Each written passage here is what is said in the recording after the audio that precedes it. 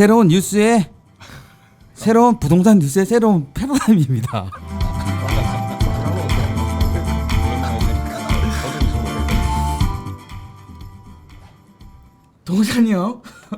동산형 부동산 연구소에서 진행하는 심플리의 부동산 쇼 시작하도록 하겠습니다. 출발! 아 죄송합니다. 오줌을 싸고 오시느라고. 물론 그런 것도 있지만 몸이 엄청 피곤하네요. 네, 피곤하네요. 명절 지내니까 더 피곤하네요. 그러니까요. 이거를 그거 뭐라 그러죠? 월요 증후군이라고 그러나? 명절 증후군. 명절 증후군. 이거 명절이 꽤 길었잖아요, 그죠? 나흘인데 저희 네. 닷새를 쉬어가지고. 저희는 저번 주 수요일부터 쉬었나요?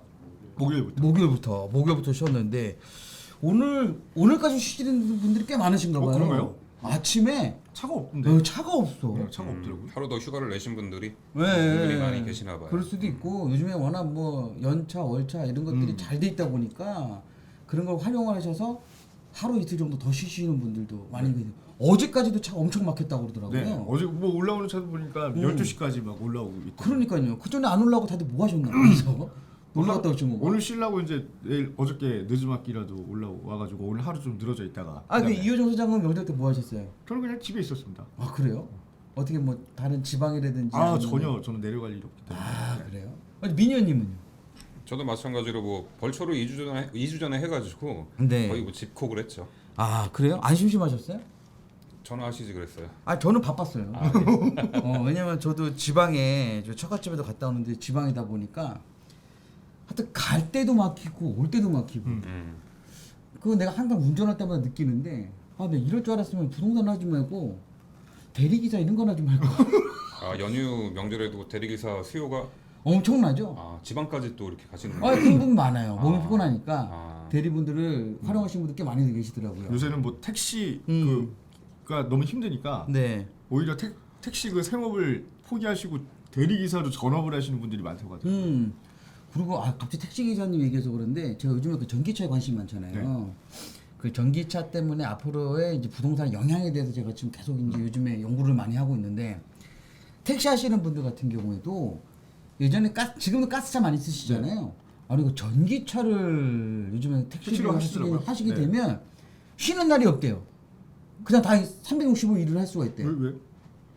그것까지는 모르겠습니다. 그것도 뭐 어떤 혜택을 원래 주는 옛날에 거예요? 가스차나 같은 경우에 개인 택시 하게 되면 네. 이렇게 보면은 달력에 보면 옛날에 빨간 할당제가 있구나. 할당제가 있잖아요. 운영 이렇게. 할당제가. 근데 전기차로 하게 되면 일단 그런 운영 할당제가 없어져가지고 편할 대로 할 수가 있는 거고 하루에 만땅으로 이거 택시를 만땅 충전하는데 1,500원 정도 들어간다고 하더라고요. 아니 그렇게 되면은 택시값이 싸져야 되는 거 아닙니까? 지금 또 택시 기본 요금 또 인상한다는 또 얘기도 있는데 그럼 전기차로 대체해가지고 운영 횟수를 많이 늘려가지고 오히려 그 택시 그 탑승 비용 단가를 낮추는 데 효과가 있을 것 같네요. 그렇죠. 근데 그렇게 되게 되면 택시사님들이 그걸 하려고 할까요? 안 하려고 하겠지. 몸이 돈이 안 부서져- 되는데 노동만 2배가 되고 버는 돈은 똑같지만 안 하려고 그러겠죠. 그래요. 이게 참 이게 양날의 검이 있네요. 네. 좋아지면 좋아지는 대로 그죠. 사실 그런 분들이 많잖아. 우리 요즘에 보면 우체국 같은 경우가 지금 없어졌잖아요. 이제 거의 없다고 거의 보면, 없죠. 네. 없다고 보면 되잖아요. 예전에는 최신부라고 그랬었나? 네. 우정국 해가지고 음. 우표 무조건 사가지고 갖다 붙여야지만 가능하고 옛날에 우체부 아저씨라고 그러잖아요. 네. 그분들 집배원 아저씨. 집배원 아저씨. 예전에 저 어렸을 때만 해도 자전거 갖고 이렇게 다니셨었는데 앞에 이게 가방 있고 뒤에도 이제 박스 뒤에 같은 거 담아가지고 빨간색 박스. 이렇게 다녔다가 어느 순간 봤더니 그게 이제 시티백으로 바뀌었고 네. 시티백에서 요즘에는 보신 적 있으세요 그런 분들? 거의 못 보죠. 그리고 특히나 지나다니다 보면은 우체부 집배원분들도 그렇지만 우체통도 거의 볼 수가 없어요. 그죠? 빨간색 그 우체통. 옛날에 우체통에다 집어넣게 되면 그분이 딱 수거해가지고 그쵸. 가져가고 막 그랬는데 막 어렸을 때 우리 장난한다고 거기다가 막 쥐 죽은 것도 집어넣고 막 아니 왜 그러세요? 음식물 쓰레기도 거기다가 딱 집어넣고 그랬는데 근데 며칠 전에 봤거든요. 우리 여기 여의도 바로 앞에서 네. 우체국 촬영을 봤는데 그것도 전기차더라고요. 맞습니다. 근데 중국산이야. 중국산이에요. 조그만 거. 봤지 너 봤지? 조그만 트럭. 조그만 그 다마스만한 건데 네, 다마스 중국산이더라고. 네. 사실 이것도 우리가 말하는 관용차 중에 하나라고 할 수가 있는 건데 그죠? 이놈의 나라가 이거 잘못됐어 뭐가. 네. 다 중국산을 갖다 쓰기 시작하고. 이거 사실은 솔직하게 말하면은 우리나라의 업체에다 야 이거 만들려면 금방 아 만들거든요. 현대차에서 만들려면 금방 만들죠. 네. 다마스 같은 경우에도 기존에 프레임이 있으니까 안에만 전기를 바꿔가지고 그냥 해도 나쁘지 않을 것 같아요. 하여튼 네. 하여튼 큰일 났습니다. 아, 지금 그래요? 댓글창 2분 나와 계시고요. 아 그래요? 실시간 시청자 수는 저희가 확인이 안 되지만. 최연우님 안녕하십니까? 꾹. 네. 아 감사합니다. 코알라님이 오셨네요. 네. 코알라님. 아, 네. 보고 싶네요. 잘 계십니까, 코알라님? 아시는 분입니까? 아니요. 그냥 반가워서요. 아니 제 친구 중에 코알라라고 있거든요. 근데 걔 진짜 코가 이만해. 그래서 왜 코알라야? 코주부라 그러잖아요, 보통은. 어? 코알라가 아니고. 코주보다 좀 더 큰 애가 있습니다. 어. 걔 별명 니코보코. 걔보다 좀 더 강한 애가 니코 개코. 네. 유진 MM님이 오셨어요. 네. 안녕하세요. 반갑습니다. 네. 참 댓글 참 진짜 안 올려주시네요. 네, 댓글 좀 올려주세요. 이런 거 올려주시면 저희 힘이 더 납니다. 네. 좀 많이들 들어오셔야지만 저희가 또 뉴스도 시작하고 하거든요. 네. 뉴스 시작을 못 하고 있어요. 못 하고 있어요. 네. 제가 그래서 원래 웬만하면 보통 시작하자마자 동시에 뉴스 얘기해주면 좋은데 맞아요. 시청자분들이 안 들어오다 보니까 저번에는 봤더니 20몇 분을 딴 얘기 하더라고요. 아 참 뉴스로 가시죠. 그래요. 오늘은 어쩔 수 없이 네. 17분이나 와 아 많이 들어오셨네요. 네. 자 그러면 뉴스 한번 보도록 하겠습니다. 17명이 보시니까. 아, 그 정도 많은 거야? 네. 어 지금 같은 경기에 그래요. 지주택 19곳 중 2곳만 착공이 들어가 있다. 네. 가뜩이나 요즘 같은 부동산 심리, 매수 심리가 안 좋은 침체기에는 이 지주택 사업이 더 험난해지지 않을까 이런 우려를 이제 기사로 쓴 것 같습니다. 근데 그럴 수밖에 없겠죠. 왜냐하면 여기도 사업의 주체가 돼가지고 지가 사업을 하시는 거잖아요. 그렇죠. 그러니까 지주택이라고 생각하시는 분들이 처음에 잘 모르시는 분들은 모델하우스가 번듯하게 있고 거기에다가 이제 시공사 좋은 시공사들 이름 딱 갖다 박아버리잖아요.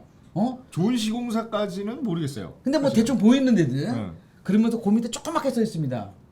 추후 변경될 수 있어요. 추후 변경될 수 있어. 이렇게 해가지고 이제 뭐 제일 많이 하는 데들이 뭐 서희건설이야 원래 지주택 전문 원래 전문이었던 전문이죠. 거고. 네, 양호건설. 네, 그런 쪽들. 나는 요즘에 두산도 좀 많이 좀 이렇게 하는 것 같고 예전에 한양 같은 경우도 한양. 좀 했었는데 아마 주 한양은 아니고 한양건설 쪽에서 그렇죠. 했었던 거고. 수자인 만드는 회사 아니잖아요. 아니죠. 원래는 그 전에는 수자인이라는 브랜드를 갖고 한양건설에서 진행을 했었는데 주 한양에서 야 나쁜 놈이 새끼야. 이름 네이밍 해다가 왜냐면 형제잖아. 그렇죠. 그래서 그거를 아마 1억 5천인가 제가 받은 걸로 알고 있거든요. 그 네임비리 받는 게 건당 1억 5천을 받았는데 1억 5천은 너무 싸잖아요. 네. 그래가지고 지금 한양건설에서는 아마 이제는 한양 수자인이라는 브랜드를 쓰지 않고 다른 브랜드를 쓰는 걸로 알고 있습니다. 뭐지? 갑자기 생각이 안 나는데. 저도요? 하여튼 영어 이름이야, 영어 이름. 다 영어잖아요. 보통은. 수자인은 한글이잖아. 수자인. 레미안 한문이고. 레미안. 이 편한 세상. 이 편한 영어니까? 사람 진짜 유치하잖아요. 이 인터넷 할 때 이 그 나도 처음에 이게 2002년도인가 1년도에 처음 브랜드 런칭했거든. 네. 이 편한 세상이. 나는 처음에 그거 보고 인터넷이 되는 아파트인가 보다. 그러니까 저도 인터넷 때는 왜냐 그때 당시 이자가 익스플로러. 익스플로러 이자예요. 이 이자에 이 이자 이거. 네. 그래가지고 그때 그런 기억이 있는데 네. 하여튼 지역주택 조합은 아까 제가 말하다 중간에 말했지만 내가 분양받는 게 아니잖아. 네. 내가 사업의 주체가 되는 거죠. 내가 그 동업을 하는. 집을 갖고 있어가지고 내 집을 갖다가 뭐 내가 이 동네 밀어버릴 거니까 입주권을 줄게요. 이 사업이 아니고요. 내가 여기에 돈을 묻어놓고 이 땅을 내가 같이 매입을 해가지고 네. 이 땅에 매입을 반대하는 사람을 설득을 해서 그 사람한테 적정한 보상을 해주든가 아니면 집을 주든가 내가 결정을 해가지고 내가 여기다 아파트 걸리고 그래서 내가 분양까지 끝내야지 이제 끝나는 거죠. 그러니까 시행사가 되는 겁니다. 그렇죠. 내가 시행사가 되는 거지. 시행사 지분을 나눠서 가져가는 그렇죠. 거야. 만약에 거기에 1000세대 지역주택조합이다 그러면 이 1000명이라는 사람들이 돈을 똑같이 일괄적으로 내는 거죠. 엠빵을 내서 해가지고. 엠빵을 해가지고 사업을 하는 게 바로 이 지역주택조합인데. 그러니까 지주택의 가장 큰 핵심은 시간입니다. 시간과의 싸움이죠. 그렇죠. 시간이 늘어지면 늘어질수록 공사 비용이나 어떤 그 땅 매입 작업에 들어가는 비용, 활동 비용이 기하급수적으로 늘어나기 때문에 그렇죠. 1000명이 모였다. 1000명이 1억씩을 내서 1000억 원으로 가능할 줄 알았던 사업이 6개월이 늘어지면 1500억으로 늘어나고 2년이 늘어지면 2200억으로 늘어나는 그런 최악의 상황까지 갈 수가 있습니다. 그러니까 맨날 조합 총회만 하고요. 그렇죠. 맨날 지네끼리 싸우고 있죠. 추가 분담금 더 내세요.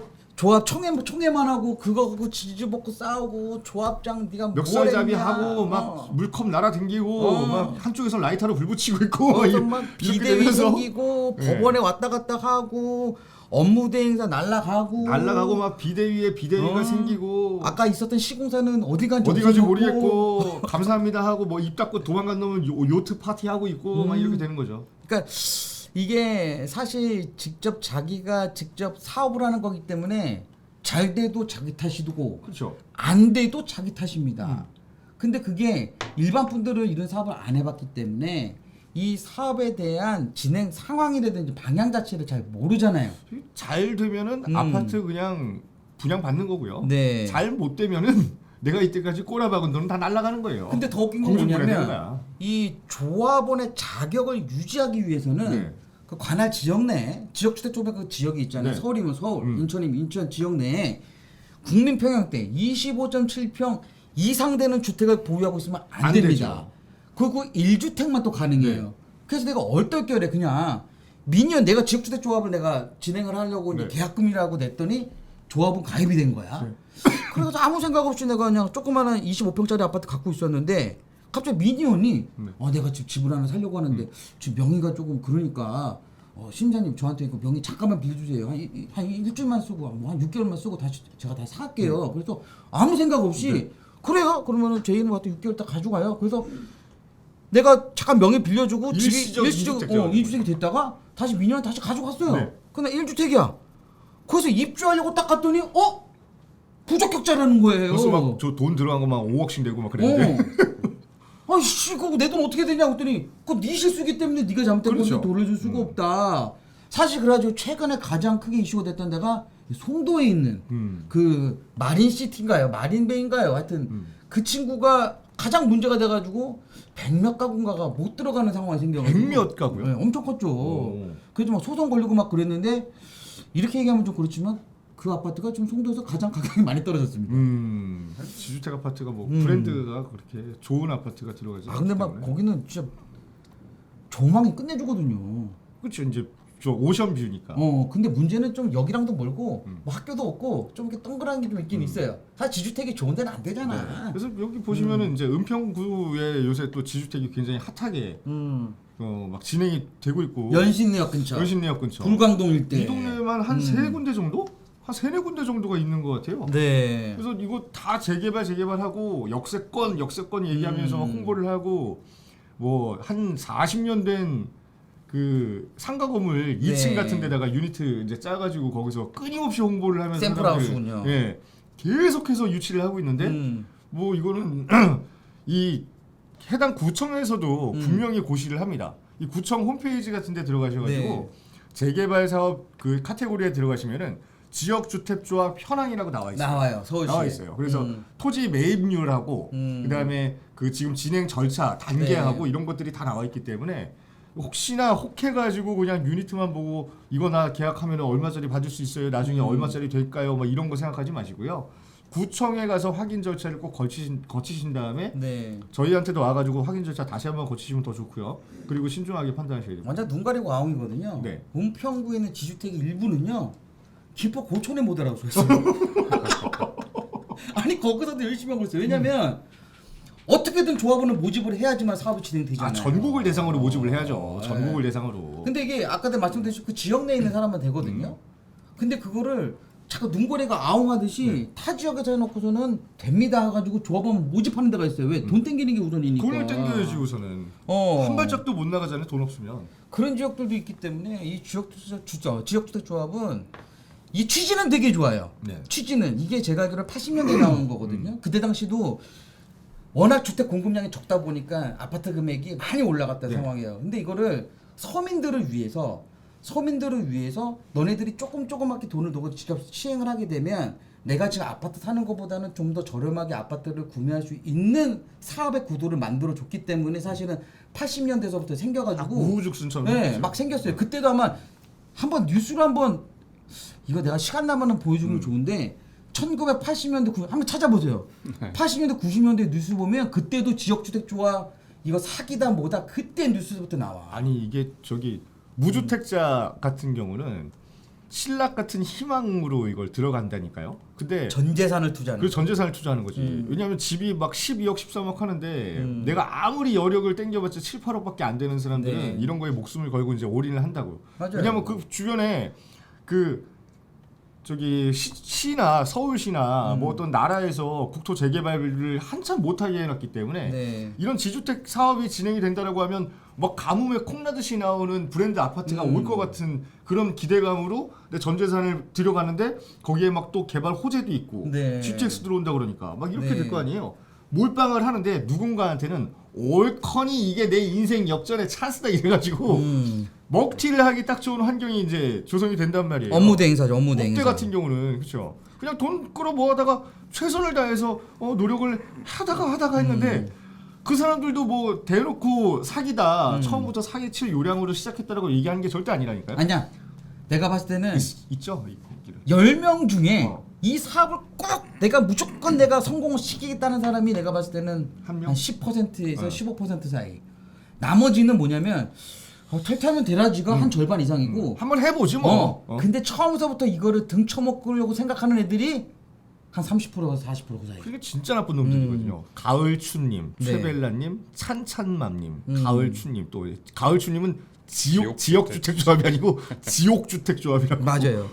이게 왜냐면 업무 대행사가 이 하나의 프로젝트를 하기 위해서 몇 년 전서부터 구상을 합니다. 이 주변 일대에 아파트가 새 아파트가 일단 들어가야 돼. 그래야지만 이거 말하기가 좋거든. 비교 대상이 있어야죠. 왜냐면은 30평짜리 아파트가 예를 들어 15억입니다. 근데 내가 지금 지역주택 조합을 하게 되면 반 가격 7억이면은 분양받을 수 있습니다. 라는 거를 조를 만들어요. 네. 우리가 말하면 설계에 떠놓지. 그러면서 이렇게 지도에다 그림을 그립니다. 우리가 그 구역 지정 여기까지 매입을 하겠다. 매입을. 그 땅값을 딱 그때 당시를 계산하는 거죠. 2022년이면 2022년도 금액을 갖고.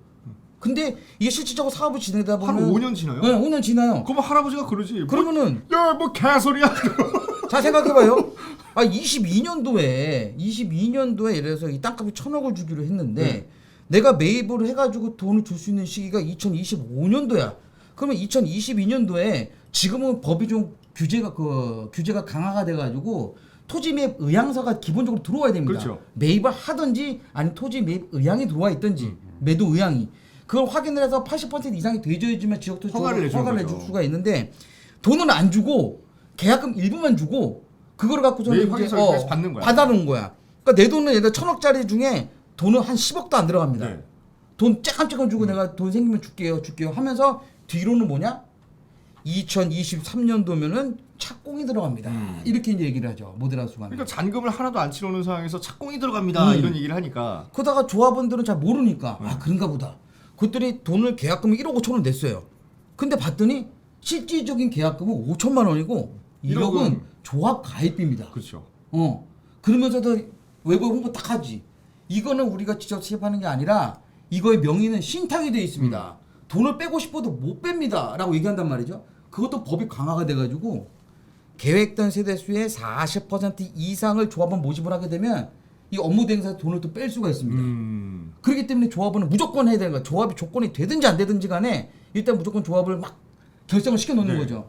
그러니까 전체 1000세대 중에서 만약에 400세대를 만약에 조합원 모집을 했다. 그럼 신탁사에서 계좌를 오픈합니다. 그 업무 대행사에서 돈을 이제 빼다 쓰죠. 그때부터 시작인 거야. 벤틀리 타고 그때부터 지역 주택 조합이 이제 열리는 거죠. 람보르기니 타고 룸사롱 다니고 막 이렇게 되는 거죠. 아니 이거 여기 나와 있어요. 최고 난도로 뽑히는 이유가 뭐냐? 지주택이 토지주가 사업 주체가 되는 재건축 재개발과 달리 네. 조합원의 자금을 모아서 토지를 직접 들여서 우리가 시행까지 완성을 시켜야지만 우리한테 이득이 남기 때문이다라는 얘기입니다. 이게 내가 얘기하다가 중간에 다 죄송한데 더한 새끼가 있어. 지금 생각해 보니까 김포의 그 스카이타운이라고 이거 얘기해도 되나요? 아니 뭐 어때요? 이거 한 애들이 있는데 이거를 조합이 거기도 얼추 2,000명 될 겁니다. 그때 그 저기 막 한 3,000명 사람들 될 거야. 다 길바닥에 나와가지고 막 어. 잡아 죽인다고 막 그랬잖아요. 왜냐면 이게 분양이 엄청 잘 됐어요. 분양의 조합은 모집 엄청 잘 됐어요. 1인당 1억씩이나 돈을 대고 조합 가입이 됐단 말이에요. 금액만 따져도 그게 3,000억 됩니다. 근데 그거를 갖고 땅을 계약을 안 하고 이 새끼들이 맞아. 다른 사업을 한다고 딴 데다가 또 이거를 지역주택을 또 벌린 거야. 그 돈 갖고. 주택을 한 군데 더 벌린 거야. 근데 더 웃긴 거는 지가 땅을 일부러 샀어요. 샀는데 그거를 지주택 명의로 산 게 아니라 땅 명의로 산 지네 회사 명의로 산 지네 거야. 회사 명의로 산 거지. 이거 법적으로 이거 지주택 명의가 아니기 때문에 어디다가 진행을 권리를 못하는 거죠. 진행할 수가 없는 거예요. 유치권행사도 못해요. 소송 들어갔더니 그럼 결국 뭐야? 소송 끝날 때까지 기다려지 뭐. 그 내용이 좀 나오는데 그거 나와요? 김포 사우 스카이타운 아, 지역 그래요? 주택 나옵니까? 사업이죠. 그래서 전 조합장과 청일 건설사 대표이사 업무대행사 대표를 배임 등의 혐의로 고소를 했다고 합니다. 이거 들어가면요 그분들이요 진짜 이거 뭐 나이가 몇 살인지 정확히 모르겠지만 최소한 20년은 삽니다. 10년 이상은 나옵니다. 진짜. 가석방으로 10년. 왜냐면 제가 제 아시는 분도 각기 들어야 알아요. 그분은 진짜 열심히 해서 하려고 했던 분이시거든요. 처음부터 사기치려는 건 아니고 하다가 안 된 거야. 근데 그 엮여가지고 10년 살더라고. 항상 여기서 이제 저희가 눈여겨봐야 될 거는 이 재개발이고 재건축이고 내 부동산을 갖고 진행을 하는 거냐 아니면은 현찰 꼬라박기를 하고 남의 말을 믿고 하는 거냐. 네. 요게 두 가지가 천당과 지옥을 가르는 어떤 기준이 됩니다. 그러니까 내가 그냥 자산을 갖고 있어요. 부동산이라는 자산을. 네. 사업이 진행되다가 망했어요. 그럼 다음 사업이 될 때까지 그냥 얼추 그냥 기다리면 내 자산 가치는 보전이 되거나 좀 더 올라갈 만한 가능성이 생기는데 이거는 그냥 말 그대로 눈먼 돈 꼬라박고 나서 내가 그 사람은 떡줄 놈은 생각도 안 해요. 그 동네에 가가지고 이 집 우리한테 파세요. 아파트로 드릴게요. 뭐 이렇게 얘기한다는 사전 작업 그거를 갖다가 우리가 돈을 내가면서 믿겠다는 얘기는 뭐 지옥으로 가겠다는 얘기예요. 그냥 똑같은 거야. 그렇죠. 현찰 박치기는 믿을 수가 없는 거예요. 또 실제로 그 재건축을 진행하다가 결국은 무산이 되자 네. 지역주택조합으로 전환하는 그 사업장도 꽤 있잖아요. 재건축이? 네, 재개발이지 않을까요? 일단 뭐 예로서 이제 방안 뉴타운 같은 경우에 아, 7구역과 8구역이 해지가 되면서 재정비 촉진지구에서도 제척이 되고 최근에 지주택 사업으로 전환해서 그게 아파트만 있는 게 아니라 옆에 빌라까지 다 빌라죠. 네, 그렇죠. 네, 근데 그렇죠. 명칭은 저층 재건축인데 그렇죠.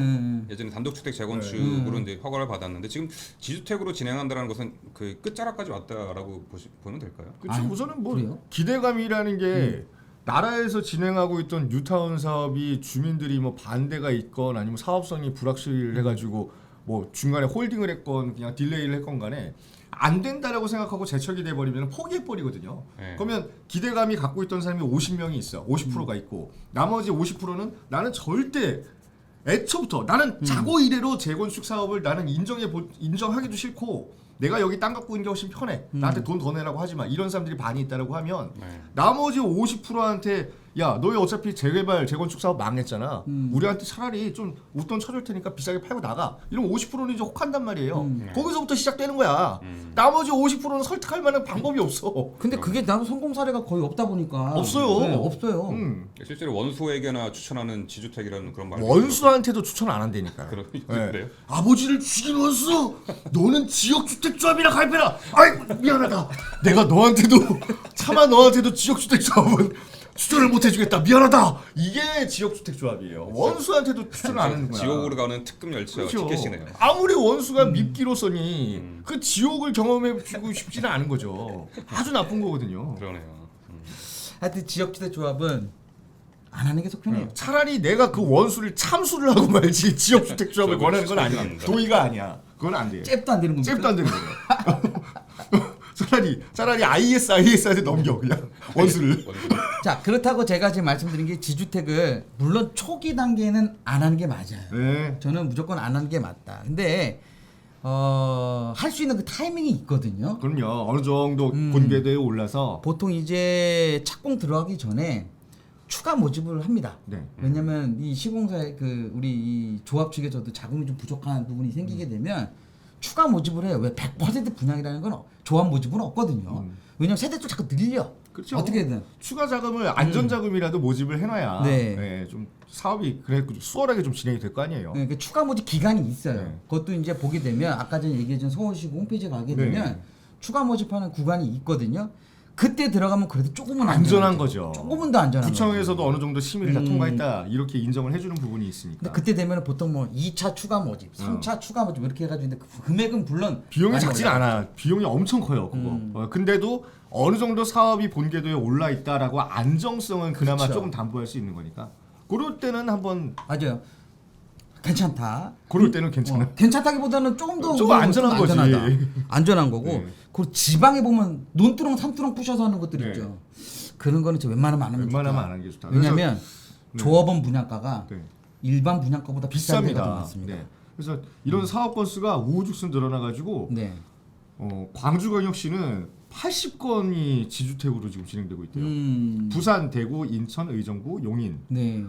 집값이 많이 올랐다라고 이제 더 오르지 않을까 뭐 호재거리가 있으니까 이랬던 동네 수도권 지역 이런 동네에 지주택이 막 우후죽순으로 늘어났는데 하나같이 네. 조합 내홍, 지자체 갈등, 환불 지연 이거 하면 이제 작살나는 거. 환불 지연 이거 하면 이 환불 지연은 네. 대부분 그거예요. 조합을 탈퇴했었을 때 그렇죠. 조합원들이 돈 다 썼다니까. 조합 없죠. 업무 대행사가 업체가 다 없는 거야. 썼어요. 아까 말씀드렸죠. 벤틀리 타고 네. 다니고 람보르기니 타고 다니고 룸사롱 가서 다 썼기 때문에 없어. 쓰는 거서 다 썼. 너무 극단적이신 거 아니 아니에요? 그 양반들 만나면은 맨날 비싼 술만 먹어. 롤렉스 찾고 막 그러잖아요. 롤렉스 시계도 아니야. 막 브라이틀링 막 이런 거. 아, 끝내줘. 뭐 듣도 보지도 못한 것들 막 하고 다니면서 그 사람들 만나면은 이상한데 맨날 좋은 데만 가는 거예요. 아까 전에 여기서 라이터가 그렇게 많으신 거잖아요. 라이터가 한 라이터가 한 100개 뭐 한 80개 정도 갖고 오신 것 같은데. 선물로 줬잖아. 나 민현이도 내가 그 시가 줬잖아요. 아니 이거는 네, 어디야? 막 이러면서 본인이 이거 뭐야 이거 어디야? 막 다양한 이러면서. 어떤 상호가 박힌 그 라이터 한 100여 개로 오늘 자, 가지고 지주택은 그 초기에는 안 하는 네, 거예요. 미안합니다. 안 하시는 게 맞고. 지주택 한 뉴스를 갖다가 27분째 지금 하고 있어요. 왜 자. 지금 우리가 지금 여기 시청자 수가 없어서 그래? 38명. 많이 들어. 빨리 넘깁시다. 한국판 허드슨 야드랍니다. 용산. 허드슨 야드가 네. 미국에 있는 거 아닙니까? 그렇죠. 허드슨 야드는 미국에 있는 거죠. 저도 뭐 가보진 않았는데 민관학 지혜를 모아서 용산 미래클럽을 출범을 했대요. 민관학이 뭡니까? 민간 민간 학계 그다음에 저 정부 관계자 뭐 이렇게 정부 관계자 학계에 있는 분들이 모여서 뭘 했다는 거야? 뭐 몰라 이 용산 미래클럽 1차로 20명이 명단에 이름을 올렸고 이것도 매경이 참여를 했고요. 아이고 이것도 뭐 술록을 모임 하나 또 만들었네요. 네, 그렇죠. 네, 어르신들. 네. 민관학 전문가들이 의견을 교환했다. 그럼 잘해보자는 거잖아요. 잘해보자는 거죠. 뭐. 그 김종은 한미 글로벌 회장님 같은 경우 어우, 그죠? 이 네. 높으신 분이신데. 네. 근데 한미 글로벌이라는 회사는 이분이 옛날에 그분이십니까? 아닙니다. FTA 관련된 그분 아니시죠? FTA 아일랜드요? 아니 FTA 한미 FTA 체결할 때 이 사람 막 왔다 갔다 했잖아요. 그렇게까지 모르겠는데 왜냐면 한미 글로벌이라는 회사하고 저하고는 좀 악연이거든요. 네. 저하고는 좀 안 맞습니다. 왜 또 갑자기 한미 또 얘기를 하세요? 아니 나오니까. 한미 아픔? 아니 한미 글로벌이라고 아마 이게 본사가 공항 터미널에 있을 겁니다. 공항 터미널에 있는데 저한테 옛날에 무슨 일이 의뢰가 들어와가지고 제가 진행을 해드린 적이 있어요. 그래서 자료를 이만큼 만들어가가지고 가가지고 이제 회의도 하고 얘기를 했는데 저도 그때 당시 제가 이제 무지한 거였죠. 이 한미 글로벌이라는 회사의 스탠스 자체를 이 봤더니 이분들이 PM 회사입니다. 그렇기 때문에 자기네들이 직접 이거 뭘 사서 개발하시는 분들은 아니야. 그냥 뭐 그냥 매니저 역할을 해주시는 거야. 퍼스널 매니저 해주는 이렇게 하시면 건데. 됩니다. 업무 대행이죠. 그렇죠. 아까 말한 업대. 지주택의 업무 대행이랑 똑같은 거죠. 그러면서 자기 사업 있냐? 나한테 일을 겁나 시키고 돈을 안 주고 그 담당자는 퇴사했습니다. 그럼 김종은 회장이 그런 건 아니겠네요? 아니죠. 네, 김종은 회장이 그런 건 아니죠. 그분이 원래 다른 건설사의 팀장으로 계셨던 분이 여기 이제 그 이사급으로 보라고 그러죠. 보. 네. 뭐 차관 보, 막 뭐 이런 그렇게 식으로. 해가지고 이사보 이렇게 네. 됐던 분이신데 그분한테 눈탱이 한번 시원하게 맞았습니다. 그래서 내가 한미글로벌 그 지하 주차장에다 차를 대놓고 내가 이거 9층인가 한 몇 층인데 찾기 너무 힘든 거야. 주차장이 너무 넓어서. 그 들어갈 때부터 짜증이 났는데 결국엔 거기서 몇 시간 동안 회의하고 돈도 못 받네. 눈탱이 그래서 저 시력이 안 좋으신 거잖아요 지금. 눈탱이를 한번 맞아가지고. 그때부터 내 두통이 심해진 거야. 두통이 심해지고 시력이 안 좋아지고. 이거하고 거기 내가 이게 저기 뭐예요 대전에 금성백조하고. 금성백조. 금성백조는 그래도 저 충청도권에서는 방구 좀 끼고 그런 업체인데. 자기네들은 그 충청도권의 포스코로 알고 있어요. 스스로가 1년 반을 개고생했습니다. 돈 몇 푼 받으려고. 돈 몇 푼이 아니잖아.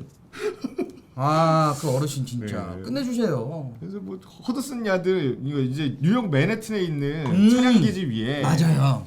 뭐, 이것 때문에 그런 거구나. 뭐 100층 막 넘는 오피스 빌딩, 주거 시설, 상업 시설, 특급 호텔 이런 복합 단지를 조성하는 도시 재생 사업이다라고 했는데 그러니까 아까 허드슨 야드잖아요. 네. 이게 용산 정비창 기지랑 똑같은 거야. 네, 똑같아요. 예전에 그 차량 정비했던 곳이거든요. 차량 정비. 예. 뉴욕이죠. 그죠? 네, 뉴욕. 있던 거를 개발을 해가지고요. 그 안에 자체가 업무, 주거, 다 있어요. 관광 이런 거 자체들을 집약적으로 해놓은 지역이다 보니까 아마 이분들이 모여서 곧 뉴욕 가겠네요. 그렇죠. 또 이제 갈라고 갈라가 모였네. 만난 거지. 네. 허드슨 야드 한번 가봅시다 이래가지고. 좀 보니까 11 건설도 나오네요, 그죠? 11 건설이요? 11 건설. 11 건설 회장님 참 이분도 진짜 대단하신 분이시긴 한데요. 앞쪽 이 사람인가 보다 이 사람. 엄석호, 네 이분이신데. 엄서고. 근데 결국 그 허드슨 야드의 그런 개발 사례를 네. 그대로 벤치마킹해가지고 입지 네. 조건이랑 그런 게 유사하니까 네. 그대로 이제 뭐 따라 산다라는 그런 의미가 되겠네요. 그렇죠. 이거 좀 먼저 선행했던 거를 보고 배워야 된다. 모든 이 개발 계획이라는 게 다 선진국형을 이제 따라서 가거든요. 근데 11 건설 회장님 돈이 있나요? 11 건설이 뭐 하는 데입니까? 나 처음 들어보는데 세븐일레븐 건설인가요? 우리나라 시행하시는 분들 중에서도 가장 뭐 이렇게 얘기하면 좀 그렇지만 이제 뭐 뚝바따 쓰리바따 하시는 분 중에 한 분인데 최근에는 저기 샀잖아요. 저기 용산에 그 차량 그거 뭐죠 그거 미군 유엔 정보사? 정보사 부지 산 데가 이 11 건설이에요. 뭐 하려고 그래 거기서 가지고? 거기다가 지금 집 짓고 호텔 짓는 거잖아. 업무 시설이랑. 난 부영만 알지 뭐 11 같은 데는. 근데 11 건설은 아마 본사가 분당에 있을 겁니다. 아마 네. 분당에 있고. 분당 서현 쪽에. 그렇죠. 분당에 있고 이분들이 사업이 지치돌로 됐던 곳이 바로 용인 수지였죠. 용인 수지의 성복동, 신봉동, 상현동 일대에 웬만한 자이 힐스테이트는 11 건설이 주는 거야.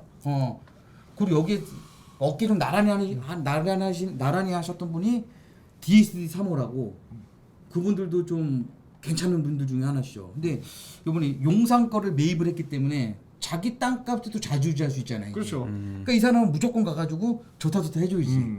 이게 내가 봤을 때는 이 건설사 회장님, 그다음 PM사, 한미글로벌 이런 분들이 돈 좀 많이 써야지. 그렇죠. 예, 학교에 계신 분들, 또 공무원들 이제 해가지고 뒤좀잘 봐주십시오 이러면서. 네, 어쨌든 딱 벌써 손이 이렇게 돼 있네요. 네, 손이 이렇게 다 돼 있네요. 네. 모여서 이러고 계시네요. 어저께 그 김정은 저기 뭐라 그러죠? 지금 그 사람은 국방위원장. 국방위원장인가요?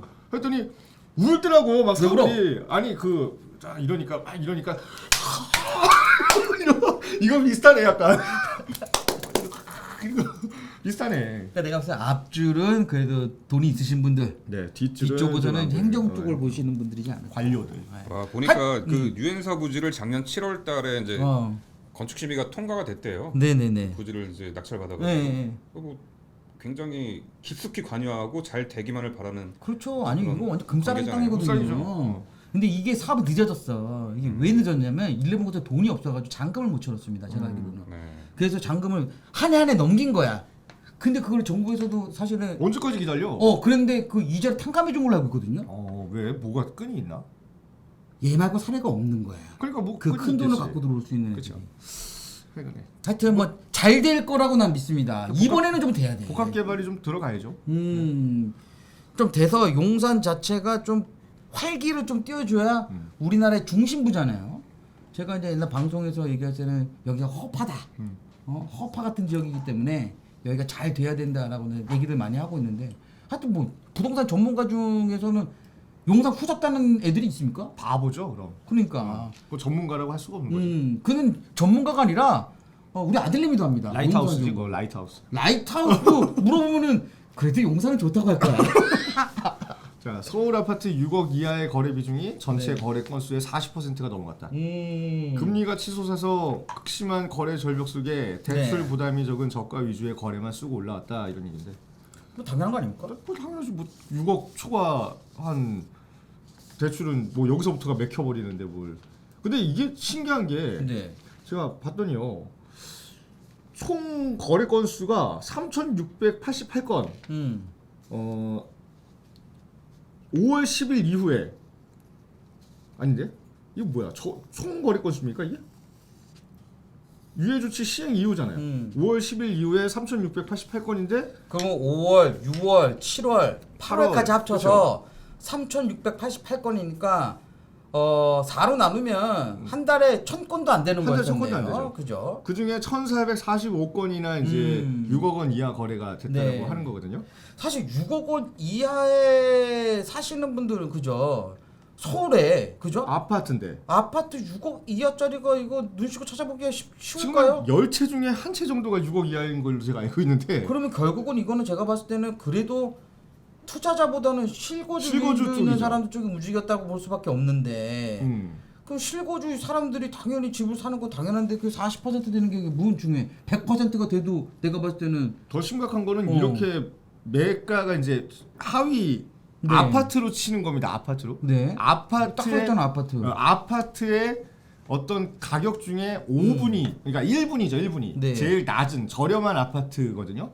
그런 아파트임에도 불구하고 4개월 동안 1,445건밖에 거래가 안 됐어요. 그러니까 이게 사실은 이 거래 건수가 3,600건도 이걸 원래는 한 달에 거래돼야 되는 한 달에 거예요. 거래되는 거죠. 한 달에 거래돼도 그렇게 많은 거래수가 아닌 거를 1년에 한 4만 5천 건에서 한 5만 건 정도 이상 돼야 거래가 돼야 되는데. 되는 건데 1년에 음. 한 달에 거의 4천 건에서 5천 건 정도가 거래돼야 맞는 건데 비정상적인 시장이고 맞아요. 이게 6억 이하 그러니까 제일 저렴한 아파트 가격대에 있어서도 4개월 동안 1,445건밖에 거래가 안 된 상황입니다. 네. 그러니까 이거 아마 기자가 이 기사를 쓴 취지를 제가 좀 생각을 해 보면 그거 같아요. 거래가 엄청 줄었는데 그 거래가 엄청 줄은 것 중에서도 6억 이하에 있는 주택이 그래서 40%라는 비중을 차지했다. 그 이유는 대출을 조금 받아도 된다. 6억이니까 그렇죠. 최대한 40% 그다음에 뭐예요? 내 생애 최초 같은 경우는 한 80%까지 해주잖아요. 네. 그런다고 했었을 때도 내가 생활하면서 이자는 감당할 수 있는 금액대가 6억 이하가 좀 많이 비중을 차지고 있는 3억 상황이다. 5천까지는 대출을 받아도 한 달에 뭐 DSR 다 계산해가지고 원리금 총상환을 한다 그래도 1년에 한 400만 원, 500만 원 정도에 머무를 수밖에 없는. 그럼 한 달에 한 이자 한 30~40만 원대 그렇죠. 정도 선으로 될 수 있으니까 이거 아파트만 이렇게 비교해서 이렇게 나오는 거죠.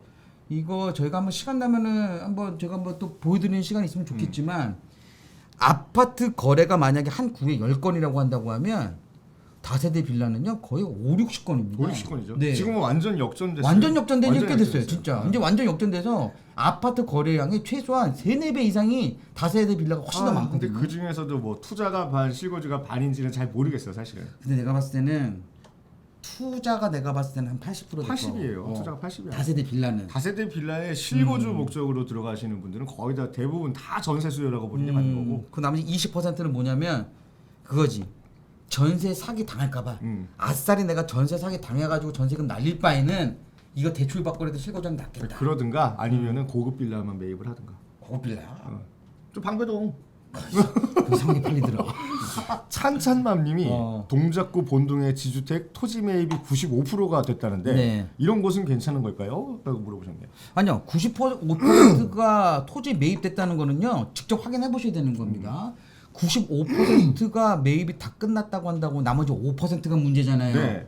이 5% 때문에 10년, 20년 걸릴 수 그렇죠. 있어요. 5년이 걸릴지 10년이 걸릴지 모르는 겁니다. 왜냐면 이거는 토지 매입을 100% 해야 되는 게 원래 맞는 거예요. 안 맞습니다. 되면 공탁을 걸고서는 이거를 끝내야 되는데 그 소송 기간도 만만치 않거든요. 한 3년 걸려요. 그리고 본동은요, 굳이 지주택이 아니어도 개발이 될 수밖에 없는 개발됩니다. 지역이에요. 무조건. 네. 그만큼 임치가 좋은 데가 어디 있어? 네. 바로 건너편이 좀 전에 얘기한 용산. 용산이죠.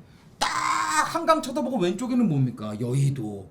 노량진, 여의도. 왼쪽에는 노량진. 오른쪽에는 현충원지랑 반포. 끝내주죠. 네. 이거는 지주택이 굳이 아니더라도 무조건 개발될 수 있는 지역이기 때문에 꼭 지주택이라고 한다고 하면 제가 봤을 때는 좀 더 알아보고 하셔야 된다. 네, 2중, 3중으로 좀 신중하게 보셔야 그가 됩니다. 아니라고 한다 하더라도 저는 본동은 투자 메리트가 충분히 있는 지역. 있습니다. 좋습니다. 워낙에. 자, 다 떨어지는데 과천 전세값만 뛰는 이유는 뭘까요? 참, 이 과천은 이 경마만 그 말박 주고 막 이런 데만 가는데 하여튼 과천은 좀 우여곡절이 많은 동네네요. 희한하네요. 얼마 전까지만 해도 떨어진다고 뭐 전세값 또 막, 떨어지고 난리 났다고 그러더니 뭐 갑자기 지금 또 공급이 막 늘어나면서 네. 전세값이 2억 가까이가 빠졌다, 뭐 3억이 빠졌다 이런 뉴스가 나오더니 왜 또 갑자기 올라가는가? 너무 많이 빠져가지고 이제 올라간다는 얘기인가? 내용을 한번 보시면은 아마 아시겠지만 주공 4단지 재건축 이주 수요가 있기 때문에 전세 대란이 지금 또 다시 일어나는 거 있다. 가장 최근 거로 비교해드리게 되면 옛날 반포주공에 이주했었을 때 그렇죠. 전세 난리였을 때 좀 더 전으로 들어가게 되면 예전에 가락시정 네. 지금의 헬리오시티 같은 경우가 이주 수요 나왔을 때 용인까지 올랐다고. 경기도 맨날 광주까지 그러잖아요. 그죠? 거기 막 용인까지도 막 전세가 막 미어 터졌던 거 그 얘기가 여기도 조그맣지만 자기네들끼리만 리그에서도 이 과천 벗어나기 싫은 거죠. 과천에서는 과천이 이제 워낙에 살기 좋은 동네니까 딱 마지노선이 과천이에요. 뭐 인덕은 의왕 이쪽으로 절대 안 간다니까. 맞아요. 여기 사는 사람들은 학군도 있고.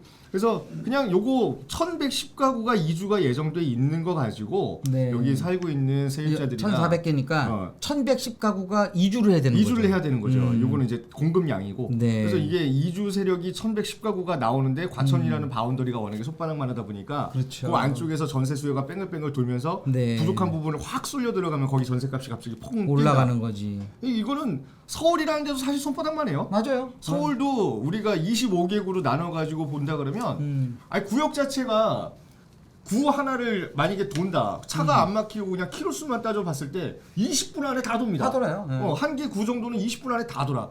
거기 나와 있는 아파트 총 개수 세봐도 막 밀집돼 있는 지역을 제외한 나머지는 아파트 단지 뭐 큰 거 뭐 한 3-4개 정도만 지나가면 끝이거든요. 주거단지가. 네네네. 그 중에 3-4개 중에 하나가 재건축한데 거기서 이주수가 쏟아져 나와.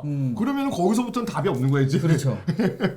답이 거기서 없어. 추가적으로 또 주공 5단지도 앞으로 그 이주 계획이 잡혀져 있다 잡혀있죠. 보니까 지금 주공 4단지에 계셨던 분들은 빨리 지금 잡아야 되는 빨리 거야. 잡아야 돼요. 왜냐면 안 그러면 5단지랑 또 또 밀고 들어오면, 밀고 들어오면 경쟁을 또 붙어야 되는데 그렇게 됐을 때 2년의 거주 기간을 보장을 못 받고 맞아요. 계약갱신 청구 못 한다 그러면 자기는 저기 의왕으로 나가야 된다니까. 그렇죠. 아까 전에 민희원님 제가 아까 전에 저기 그 아까 부동산 사장님하고 저 통화하는 거 잠깐 들으셨잖아요. 네. 그분이 지금 개포동에 프레스티자이 앞에다가 이제 그 부동산에 이제 개업을 하시고 준비하시는 분이 지금 역삼동에 계신데 프레스티자이 앞에다가 이제 부동산을 개업하시려고 준비를 하시는데 입주가 언제냐 물어봤더니 내년 2월이래요. 내년 2월인데 지금부터 들어가서 사전 작업을 해야 된다는 거야. 그럼 결국은 뭐냐면 이런 분들을 미리 잡아 당겨놔서 계약을 먼저 해놔야 되는 거죠. 그렇죠. 미리 전세를 어디다 얻어야 되나 아니면 우리 집이 멸실이 될 가능성이 있는데 어디를 가서 사는 게 제일 좋을까. 근데 신축 아파트고 공급이 딱 확정이 돼 있는 상황에서 수량이 좀 어느 정도 확보돼 있다고 하면 조금 남대보다 앞서서 저렴하게 먼저 좀 들어가려고 하는 사람들 수요가 분명히 대기를 하고 있단 말이에요. 특히 과천이라든지 아까 좀 전에 말한 개포동이라든지 그렇죠. 그러니까 입지가 좋은 데 같은 경우에는 대기 수요자들이 계속 뒤에서 밀려오기 때문에 누군가보다는 조금 더 먼저 빠르게 가줘야지만 마음이 편한 거지. 그러니까 일단 계약을 먼저 해놔야지만. 그 신축이니까 살기 나쁜 것도 아니고. 그리고 아마 주변 전세가보다 쌀걸 신축이라. 그렇죠. 전세가보다 싸지. 물량도 많지. 전세가도 저렴하지. 당연히 그런 데는 경쟁이 붙으니까 네. 최초 전세 금액보다는 가격이 계속해서 점차적으로 올라가는 현상이 나올 수밖에 없고 이게 지금 우리 저기 서울시 안에 주요 입지의 재건축 단지가 한두 개가 아니잖아요. 그래서 사실 지금 막 뭐 서울에 지금 거래도 안 되고 사실 주택 금액이 뭐 하락세 뭐 들어와 있고 막 이래도 사실은 저는 크게 걱정을 안 하는 이유 중에 뭐냐면 또 반등할 수 있는 타이밍이 오거든요. 근데 계속 그게 순환이잖아요. 순환이 되는 거야. 네. 계속 올라갈 수는 없죠. 내려갔다 올랐다 내려갔다 올랐다 내려갔다 올라갔다 이 상황 자체를 반복을 하면서 내가 타이밍을 맞춰서 투자할 사람들 집을 살 사람들이 그걸 맞춰서 사는 거지. 맞아요. 이거를 계속 하락된다고 하면 누가 삽니까? 그러니까 여기 보면 이런 것들을 보셔야 되는 거예요. 점 그러네. 있잖아. 점.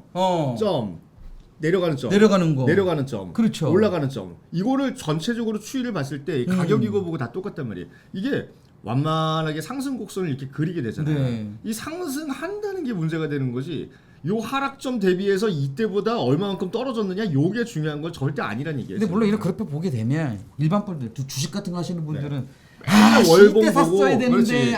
이때 샀으면 아니 무슨 부동산을 무슨 뭐 경제 무슨 뭐 단타 칠라 그래? 근데 그런 게 쉽지가 않다니까요. 못해요 부동산을 그렇게. 전문가인 저희들도 그 타이밍을 잡는 게 쉽지가 않아요. 못해요. 왜냐면 미리 묻어놓는 거지 뭘. 주식은 매물이 나오고 들어가는 것 자체 눈으로 확연하게 보이잖아요. 그렇죠. 1분 1초로 클릭 한 방이면 되는 거지만 이 부동산은 그게 아니라니까요. 못해요. 네. 어느 순간 매물이 많이 쌓여가지고 막 금액 하락할 때는 아무도 안 건드리니까 계속 쌓이겠죠. 근데 어느 순간 반전해서 올라가는 사이에 내가 들어가려고 하면은 들어갈 수 있어? 왜? 못 들어가. 왜 또 떨어질 것 같으니까 못 사. 못 사요. 그럼 결국에 언제 사람들이 많이 사냐? 막 금액이 올라가가지고 막 지금 금액이 막 몇 프로 올랐다 몇 프로 올랐다 이제는 집도 없다 막 그럴 그때 돼서 때가- 막 산다고 막 그렇죠. 그때 바둥바둥 거리니까 와 내가 맨날 사고 나서도 이거 뭐 상투 잡은 거 아니에요 끝물 아니에요 이 고민하는 건데 그런 고민을 하지 않으려고 한다고 하면 저희 부동산 뉴스 매일 들으시면 됩니다.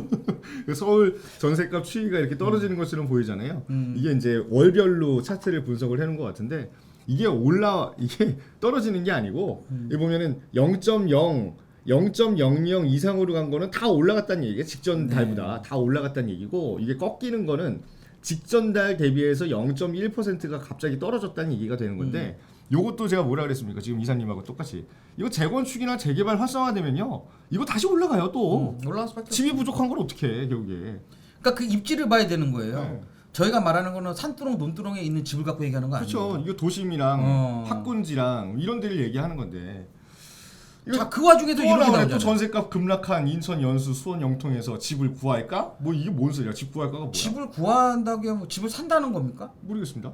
봐봐요. 이게 이렇게 전세값이 또 전세네. 빠지고 있는데. 자, 그러면 이거잖아. 집을 사지 마요 그러면 전세로 들어가실 분들은 인천 연수구나 영통구 수원 영통 가요. 네.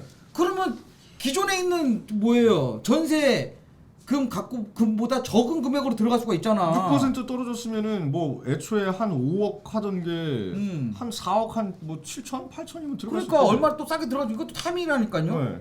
이때 들어가면 되는 거지. 이때 들어가서 계약갱신 청구권 쓰면 되잖아. 근데 우리는 또 전문가니까 네. 이 영통 들어가서 여기 전세 구하세요라고 얘기하기 전에 얘가 왜 떨어진지도 말씀을 좀 드려야 되는 거잖아요. 그때도 맨날 분석해드렸어요. 네. 이거 영통내만 8달, 영통 이런 데만 해도 지금 신규 택지에 재개발 통해 가지고 들어오는 아파트 수가요. 뭐 거의 뭐 몇만 세대급이잖아요. 그러니까 이제. 수원 안양이 사실은 이 재개발 재개발이죠. 네. 제일 많아. 제일 많죠. 수가 제일 많아. 음. 그리고 특히 수원 같은 경우에는 우리 메고 프루지오라든지 그 수원역 인근에 신축 아파트들이 지금 많이 들어와 있거든요. 많이 들어있죠. 올해부터 입주해가지고 내년까지 입주하는 게 거의 만 세대 가깝게 됩니다. 이게 진짜 8달 여기 뭐 영통 이런 데는 음. 전체가 다 재개발이야. 전체가. 다. 그러다 보니까 봐봐요. 그러면 거기가 지금 얼마 전에 뉴스 봐봐. 거기 뭐 전세 반값에 들어간다고 막 네. 얘기했죠. 지금 그거 없어. 왜냐면 벌써 거의 다 맞췄어. 그러면 그 다음으로 빠지는 게 어디예요? 당연히 수원 영통에 살던 사람이 새 집에 들어가 살고 싶잖아. 예를 네. 들어서. 그럼 수원역 쪽으로 옮기는 거야. 전세금 빼고. 그러면 이거라도 좀 빨리 빼야 되는 상황인 거야. 근데 이게 집주인 입장에서는 세입자가 빨리 나가가지고 수원역 쪽으로 간다고 하니까 금매라도 내놔야지. 그렇죠. 내놔야죠. 그러다 보니까 이런 상황이 생기는 거야. 다 재개발이잖아요. 다. 매교동. 다. 매교동 다 재개발이죠. 그래, 이거 다 재개발이에요. 이거를 지적 편집도로 봐야 되나요? 뭘로 보면 딱 나오지? 지표편적으로 봐도 안 나오는 것 같은데. 아실에서 봤어야 되는데. 그러네, 안 나오네. 네. 이게 다 지금 여기 매교역 매교역 좌우 인근이에요. 위 아래가 전부 다 아파트거든요. 푸르지오, 네. 무슨 SK, 힐스테이트 다 이거거든요, 네. 여기가. 그리고 뭐 여기뿐만이 아니라 뭐 지금 호재거리 있는 호메실이나 막 그런 쪽도 그러니까 전체가 다 그냥 재개발 불장이에요 지금 수원은. 이쪽으로 해가지고 공급이 1호선 한꺼번에 라인 쪽으로 커지니까. 해가지고 위쪽으로 가면 위쪽으로 또 안양까지. 재건축한다고 그러고 네. 또 뭐 난리고 대한대우도 마찬가지 무슨 저기 주공도 화서주공도 마찬가지 난리잖아요 지금. 그래서 전세값 떨어질 때 만약에 뭐 집 사는 게 무섭다 하시는 분들은 네. 지금이 타이밍이고. 타이밍이에요, 그러면. 그러고 나서 또 나중에 이게 전세값이 떨어지고 있으니까 타이밍이다 이렇게 하면 더 떨어지면 그때 들어가면 안 돼요 이러시는데 물량이라는 거는 삼성전자 본사가 지금 수원에 있는데 여기 뭐 저기 물량이라는 게 언제까지 남아 도는 시장은 아닌 것 같거든요 제가 볼 때는. 여기는 그러니까 수요자가 탄탄한 지역. 탄탄한 지역이죠. 뭐 수원이라든지 뭐 동탄이라든지 이런 사실은 다 수원이 삼성이 먹여 살리는 네, 거기 때문에. 굉장히 일시적인 현상일 가능성이 네. 크죠. 말 그대로 아까 전에 잔금 처리라든가 그렇죠? 뭐 피치 못할 사정으로 빨리 뭐 좀 목돈이 필요한 사람들 같은 경우는 이 신축 아파트 잔금 처리하기 직전에 전세금이라도 확보를 해놓고 나머지 잔금을 땡겨야 맞아요. 되는 게 맞는 거지. 예전에 저기 송도 같은 경우에는 아파트 30평짜리 전세 금액이 막 8천, 9천까지도 간 적이 있었어요. 그렇죠. 아니 헬리오시티도 그랬잖아요. 네. 그때 완전히 헐값이었지.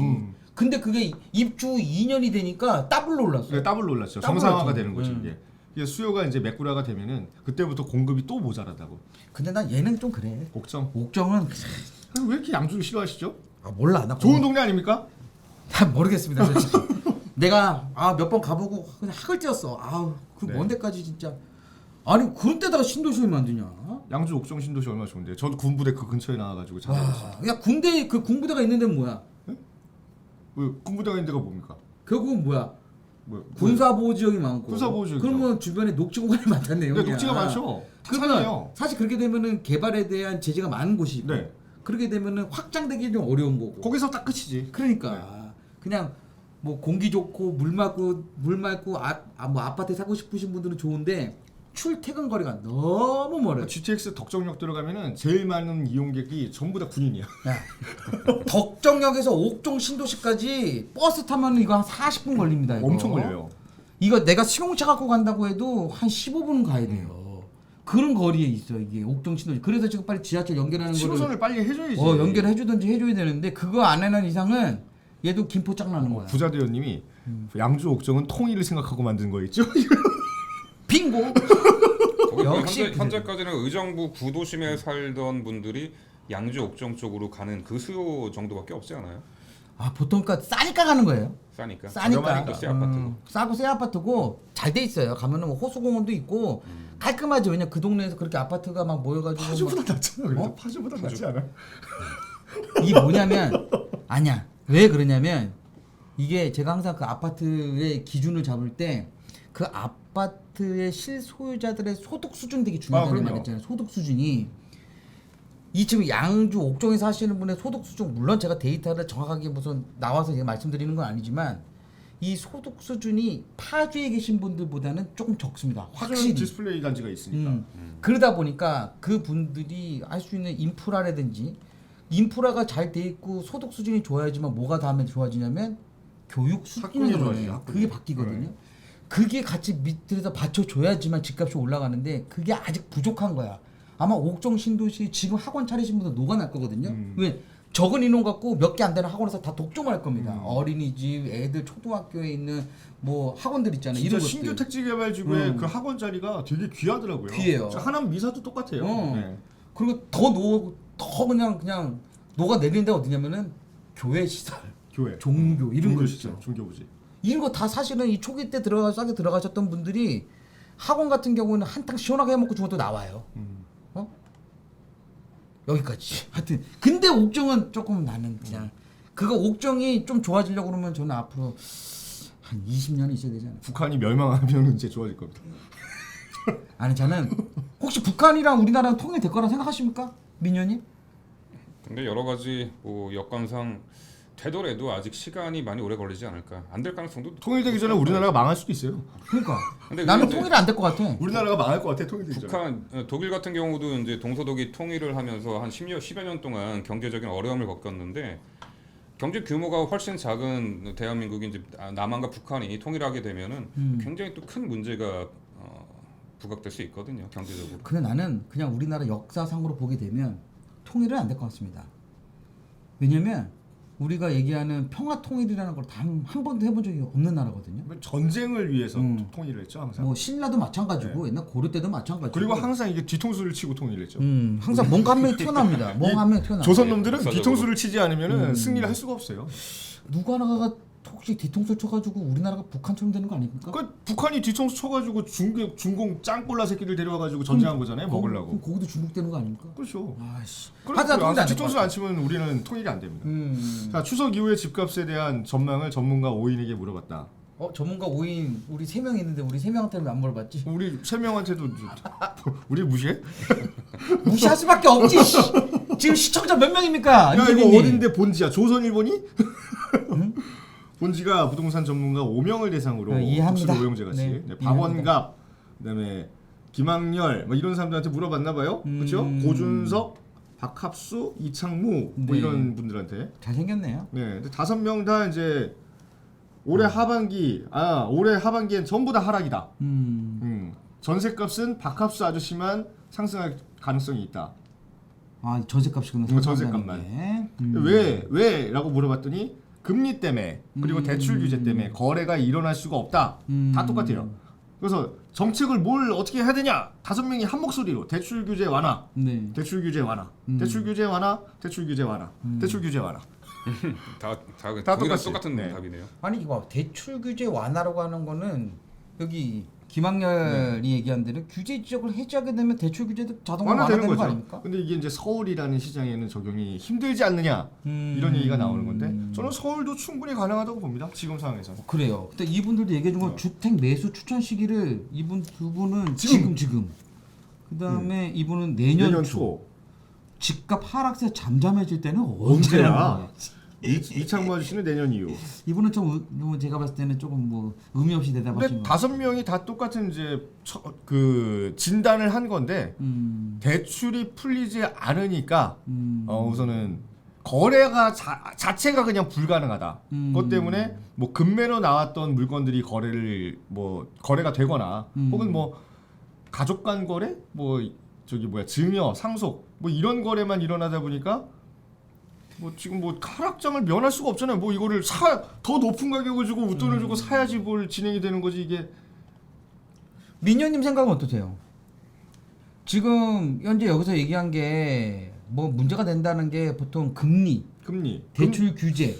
근데 금리는 한 명만 얘기했어 한 명. 금리야 두 명. 하나 금리. 금리 다 얘기했구나. 금리가 오르고 대출도 막았다. 그래서 심리가 위축됐다. 그 매수 심리의 위축의 가장 큰 원인을 금리 인상으로 보고 있잖아요. 근데 반대로 뭐 내년 상반기부터는 뭐 미국에서도 금리를 조정해서 다시 이제 낮추는 어떤 효과를 나타낸다고 하는데 그럼 반대로 금리를 내리게 되면은 그 부동산 매수 심리도 반대로 올라가지 않는가라고 단순하게 생각할 수 그래요. 없을 것 같아요. 저는 약간 좀 반대 의견 중에 하나거든요. 이 대출 금리라고 얘기하는 것 자체를 하게 되면 잡아요. 지금 현재 우리나라에서도 안심 자금 대출인가 하죠. 네. 그죠? 안심 전환 대출. 안심 전환 대출 3%대입니다. 물론 비싼 금리예요. 하지만 3%대로도 대출해 주는 금액이 40조가 된답니다. 그럼 결국에는 금리 갖고서는 제가 봤을 때 문제가 생기지 않거든요. 또 지금 현재 법규로 따지게 되면 15억 이상 되는 건 대출이 아예 안 되는 거였어요. 원래 안 되는 거였어요. 그렇기 때문에 그 이상 되는 것들은 원래 대출하고는 금리하고는 전혀 상관이 없었던 거고. 상관이 없죠. 아까 전에 얘기한 대로 6억 미만 같은 경우에도 아까 전에 내 생애 최초라든지 아까 말한 안심전환 대출로 진행한다고 한다든지 이렇게 되면은 또 저금리로도 살 수 있는 여건이 충분히 있거든요. 그럼 저는 결국은 금리는 아닌 것 같다.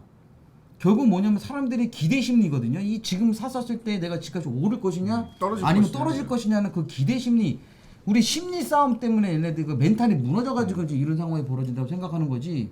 그렇게 하기 위해서는 지금 사람들이 집값 떨어진다는 거는 다들 그렇게 생각하고 있으니까 아까 지금 제가 이 금리와 상관없이 저는 그 부동산 규제 자체를 조금 좀 완화해 주다던가 지금 현재 투기 지역이라든지 조정 대상 구역 지정돼 있던 것들을 조금 해지를 해준다든가 이렇게 해서 매수 심리가 좀 더 들어가 주게 된다고 하면 충분히 금액은 다시 또 변곡종이 되지 않을까 이렇게 생각을 하고 있거든요. 저는 이제 그런 쪽보다는 그냥 저는 마찬가지로 경험해보지 못해서 그래요. 이 사람들이 이게 저는 이제 공급이 우선 이게 선행이 된다. 그래서 계속해서 이제 재건축 뭐 빠르게 하겠다, 재개발 또 진행하겠다고 지정을 계속 할 거잖아요. 이 지정하는 단계까지는 아파트 가격은 멈춰 있지 않을까 싶어요. 계속 지정만 해놓고 아무것도 지금 진행이 안 돼 있는 상황에서. 근데 언제부터 이게 터지냐면 신축 아파트가 눈에 보일 때부터 터질 겁니다. 그러니까 근데 그게 원베일리 단기적으로 될 수 있는 건 아니잖아. 원베일리 지금 짓고 있잖아. 저거 다 올라가가지고 원베일리가 얼마까지 시세가 딱 정해졌다. 60억 됐다. 맞아. 그때부터 시작이야 또. 그러니까 이게 신축 아파트의 모양이라든가 우리가 생각하고 있는 기존 아파트와의 차별점이라든가 그 가격이 넘사벽으로 올라가는 걸 다시 누군가가 보고 나서 큰 손들이 움직이기 시작을 하면 그때부터 또 가붕개들이 또 얼마 안 되는 푼돈 가지고 우리도 아파트 가지면 또 전체적인 가격이 올라가는 거 아니에요? 그때부터 또 움직인다니까. 위에서 머리끄댕이 자꾸 끌어올려야지. 끌어올려주는 그러니까 있는 사람들끼리만 거래를 하면서 너네가 지금 시장을 잘 모르는 모양인데 저도 그렇게 생각해요. 진짜 이 멍청한 사람들이 시장을 잘 이해를 못하는 거야.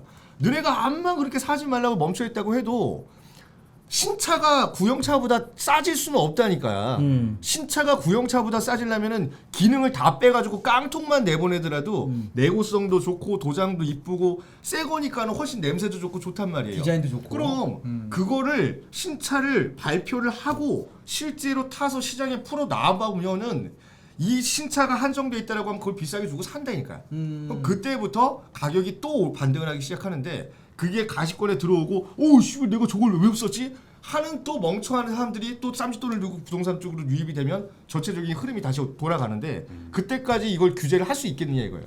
못해 이거. 여러 가지 요인이 있는 것 같아요. 과거에 뭐 주택담보대출 금리가 거의 10%에 다다랐을 때도 향후에 그 부동산 가격의 상승에 대한 기대 심리 때문에 거래는 활발하게 이루어졌잖아요. 그래서 제가 두 분 말씀 들어보니까 최근에 이제 부동산 거래가 뭐 빙하기다 어쩌고 하는데 비단 그 금리 상승으로만의 요인으로만 그런 상황이 발생하는 것은 아니다. 이렇게도 말씀을 들어볼 수 있겠네요. 근데 맨날 그런 거예요. 이게 실거주자들이 시장을 이끄는 경우는 없어요. 투자자들 끌고 투자자들이. 가는 실거주자들은 내가 필요한 집을 그냥 적재적소에 적당한 가격이라고 생각하는 내 수준에 맞는 시점에 사면 돼요. 그러면 그 시점이라는 게 전체적인 시장을 끌고 가는 거냐? 아니라니까. 이게 돈이 될 것 같으니까 전세를 끌고 미리 그냥 좀 사놓자. 이런 애들이 몰려들면서 실거주자들은 내가 이 집 살려고 그랬는데 누가 이걸 비싸게 샀네? 불안하면서도 지켜보고 또 이걸 먼저 사야 되나 늦었다고 생각하니까 나중에 웃돈 주고 사고 계속 악순환이 되면서 가격이 올라가는 거거든요. 근데 지금은 뭐냐면 실거주하지 않는 사람들도 이거를 굳이 지금 사야 돼 이런 분위기가 됐단 말이에요. 투자하는 사람들이. 투자는 아예 못 사지. 왜냐면 세금이 너무 아예 못 비싸기 사니까. 근데 실거주자조차도 그쵸. 근데 규제가 멈춰버리는 딱 거지. 풀리는 딱 내가 말한 대로 타이밍에, 규제를 풀어야 그쵸. 된다는 거거든요. 규제가 풀리는 타이밍에 원베일리 같은 게 딱 시장에 딱 쏟아져요. 그러면은 희소 가치가 있는데 규제가 없어. 그렇죠. 그럼 그럼 그때는 아니 많이들 현찰 그냥 이거 쓰면 몰려들겠네. 되지 뭘 여기 나는 거야. 네. 그때부터 시장이 다시 정상화가 되는데 그게 그냥 다만 아파트 시장이 뭐 변곡점에서 상승으로 돌아섰다 이 수준이 되는 게 아니고 정비구역은 다 천지사방에 새까맣게 지정이 돼 있단 말이에요. 그쪽에서 들어가는 자금이 원베일리보다 뭐 10분의 1 수준이라 그러면 거기로 다 들어간다고 이제. 그렇게 되면서 개판될 거예요 이제. 하여튼 저는 그래요. 이제 지금 기준에서는 집값이 오른다 내린다 이거를 얘기한 것보다는 지금보다 그 거래량이 더 많아져야 되냐 아니면 거래량이 더 줄어들까 이걸 난 걱정해야 된다고 그렇죠. 생각하거든요. 거래량을 터트리려면 규제를 풀어야 됩니다. 지금 제가 오전에 잠깐 봤더니 그 차트를 봤더니 지금 9월 달에 근데 9월 벌써 오늘 13일이잖아요. 네. 저번 주까지 거래된 게 서울에는 100건이 안 돼요. 9월 한 달 9월 동안 9월 한 2주 동안? 한 달이 아니라 한 2주 일주일 한 일주 열흘 정도 정도? 된 거죠. 100건이 안 돼. 그러면은 그냥 이 건수로 간다고 하면은 9월 달에는 300건 미만으로 나올 것 같아요. 네. 그러면은 역대 최저입니다. 역대 최저죠. 뭐 20년 만에 최저 거래됩니다. 이렇게 또 나올 것 같긴 그렇죠. 하거든요. 역사의 기록이 되겠네요. 그러니까 심각하네요. 네. 규제를 풀어야만 정부가 먹고 살 수 있는데 언제까지 카드만 만지작거리고 근데 사실 이렇게 퉁쳐서 얘기하는 것도 좀 그래. 사실은. 근데 어떻게 이게 시장이 비정상인데 지금 또 왜냐면은 떨어지는 지역은 있지만 또 거기 맞춰서 보합인데도 있을 거고 오르는 지역도 올라갈 만한 지역에 온갖 규제를 다 쏟아부어 가지고 아예 못 사게 하니까 지금 지경이 된 거잖아요. 올라갈 만한 지역은 근데도 올라가는 지역은 나옵니다. 올라갑니다. 자, 민현님의 5분 브리핑을 1시 3분이 지금 해야 될까요? 그럴까요? 어떻게 깔끔하게 빨리 끝내줄 수 있습니까? 좀 내용이 길어서 아 그래요? 예 다음 그럼 목요일 날 목요일날 하면 나을 것 같은데요. 예. 아 중요한 내용입니까? 중요한 내용이야? 그러니까 전반적으로 뭐 그 규제를 완화하는 정책들을 다들 원하는데 유일하게 좀 규제를 강화해야 되는 어떤 그래요? 그 내용들이 있어가지고 그럼 다음 시간에 10분 동안 예. 하시죠. 그 부분을 좀 심층 다음 다음 주에는 다음 시간에 10분짜리로 10분 브리핑. 네, 10분 브리핑으로. 자, 일부 신도시 주민들이 정비 계획을 빨리 세워달라라고 난리를 치고 있는데 목동하고 여의도 그리고 상계주공 아파트는 야 너네가 급한 게 아니라 우리가 더 급해라고 하면서 얘네가 더 논란이 오래됐잖아. 더 오래됐죠. 목동 상계는 70년대 둘이 형제야 형제. 네, 목동 상계는 형제고 여의도는 여의도는 완전 큰형이지. 72년인가 입주했는데 50년 된 아파트도 네 있어요. 50년 된 거예요. 우리 여의도는. 나 얼마 전에 여기 가면서 사진을 찍었거든. 핸드폰이 제가 없는데 네. 와 이게요 지금 그 MBC 방송국 자리에 지은 거 있잖아요. 신영에서 지은 거 그 옆에 아이고 목가 아파트인가요? 아파트 네. 하나가 있어. 이 두 개의 아파트를 비교하니까요. 와 이거 진짜 격세지감이죠, 진짜 멋있더라고. 멋있다기보다는 좀 기분이 이상해. 음. 이 부동산 보는 사람이 나도 여의도가 이게 처음 생길 때도 여기 왔었거든요. 왜 저희 큰아버지가 여의도에 사셔가지고 여의도 자주 왔다 갔다 그래가지고 그때 당시에 우리가 그 주차장에서 놀고 막 그랬던 아파트인데 그게 지금 옆에 신영에서 짓는 아파트하고 딱 보면 아 너무 후졌어. 네. 아니 그러니까 여기가 진짜로 대한민국 경제 중심지 뭐 와, 금융권의 내가 사진 한번 보여드릴게요. 메카가 맞나 뭐 이럴 정도로 썩었죠 그냥. 와 그냥 후졌어. 상업 시설은 좋은데 주거 시설은 정말 최악의 그렇죠. 지금 그러니까 이거 여의도도 거기죠. 토지거래 허가잖아요. 네. 토지거래 허가 구역인데다가 이게 재건축 된다 그랬을 때 어떤 조감도라든가 이런 게 확정되지 않았으니까 그냥 재건축을 진행을 하겠다. 뭐 50층 층고 제한을 풀겠다. 요런 얘기만 했으니까 이걸 지금 사야 돼? 지금 사야 돼? 뭐 이럴 수는 있어요. 근데 얘가 만약에 재건축이 완성이 됐다라고 한번 해보자고 지금.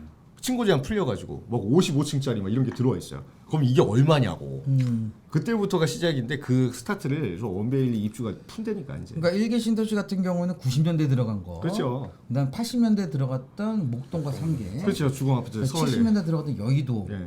그럼 순서대로만 한다고 해도 여의도를 제일 먼저 해줘야 되는 거고. 근데 집값이 상승이 무서워가지고 못 하는 거죠. 여의도는 사실 그게 제일 두려운 거거든. 이 정치꾼들이 그게 제일 두려운 거야. 여의도 잘못 개발시켜가지고 쌍욕 먹기 딱 좋거든요. 그렇죠. 아까 얘기한 대로 원베일리 이거 머리통 잡아당기는 게 또 왼손으로 또 여의도 잡아당기는 상황이 잡아당기죠. 생기면 이 대가리 두 개를 잡고서 막 찍찍 올려야 되는 상황이 생기는데 그러다 보니까 원래는 여의도도 마스터 플랜이 나왔어요. 안 나온 게 아니에요. 네. 나와가지고 이거를 전부 다 개발을 통합 재개발이었죠. 네. 통합 재개발하면서 기존에 있는 아파트들을 보통 대부분들이 주상복합 형태의 업무 시설을 같이 이제 짬뽕 시켜 놓는 이런 형태로 해서 마스터 플랜을 짜놨는데 그러다 보니까 이 실소유자들 지금 아파트의 소유자들이 야 나 대지 지분이 이렇게 많은데 내가 이거까지 이거 할애해 줘가면서 내가 여기다가 대지 지분 줄어들어가면서 옆에 오피스 왜 줘줘야 되냐. 그쵸. 난 이거 안 할래.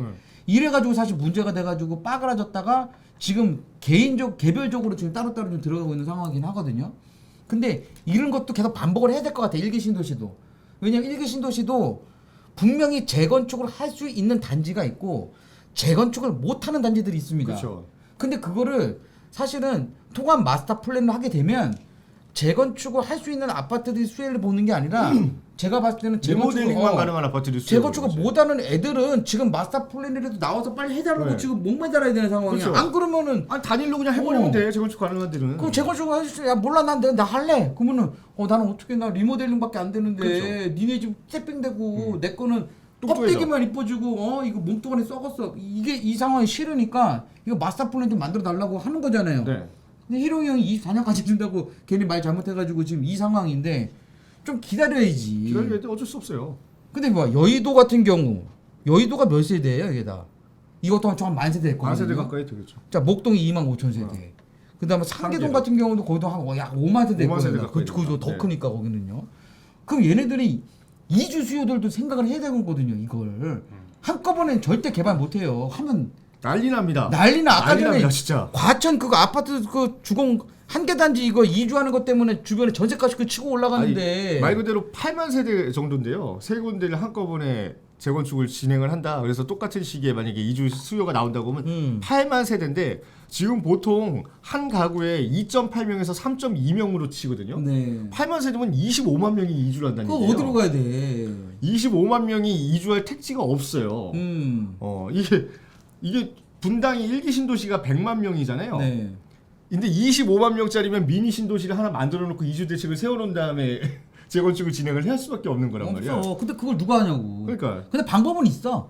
진짜 그 경기도 광주 태전지구 뒤쪽에다가요. 진짜로 거기다가 하나 신도시도 만들어줘. 신도시 만들어야 돼. 만들어가지고 거기를 아파트 잘 지어줘요. 그 다음에 그 주변 바운다리 있는 애들 이주할 애들 이주 시켜놓고 다 끝나지. 다시 그러면 들어와야 그거를 나 같으면은 공공임대로 쓰든가. 공공임대로 쓰고든가 아니면 다시 재분양을 해가지고. 근데 그게 시간이 하루 이틀 걸리는 게 아니잖아요. 30년 보죠. 30년 걸리죠. 3, 40년 정도 봐야 되는 그럼 이제 거죠. 분당도 이제 한 60년 된 아파트가 이제 생기는 거지. 그러니까 사실 이게 지금 바로 될 것처럼 막 사람들 언론에 나오고 하는 건데 저는 이 분당 일개 신도시 지금 갖고 계신 분들 물론 저도 마찬가지지만 일개 신도시 갖고 계신 분들 제가 봤을 때는 20년 안에는 어려울 것 같습니다.